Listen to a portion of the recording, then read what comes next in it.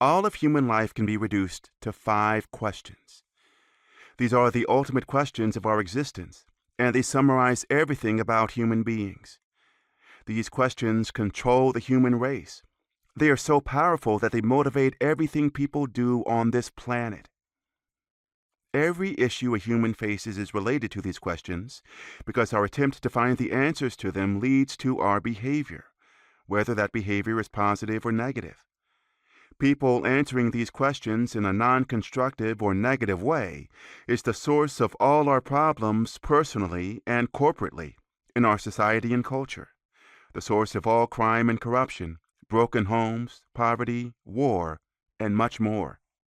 You may have heard these questions posed in other contexts, but for you to be successful in life, you must eventually be able to answer them for yourself. At one time or another, probably every human being on earth has thought about these 5 key ideas. You are likely listening to this book because you've been asking one or more of these questions. The topics we'll discuss in coming chapters contain principles that help us to answer them. 1. Who am I? This is a tough question.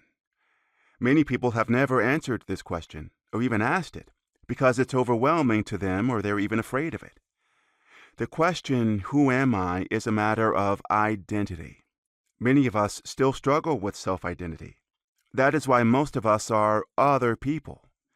Here is what I mean. When we have no established identity for ourselves, we may follow the lifestyles of others in order to try to imitate the way those individuals present themselves. For example, we don't wear ourselves. Instead, we like to wear clothes with the labels of fashion designers or sports figures.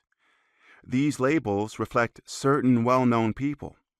If we lack a sense of our own identity, we may want to be like them. We put on other people's identities in order to feel important. Much of the fashion industry is built on people's lack of self-identity. It feeds on that lack by selling other people's images.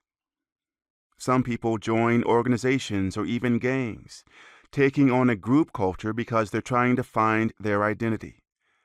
There's nothing wrong with wanting to have a nice appearance, and it's good to find a healthy community to be a part of.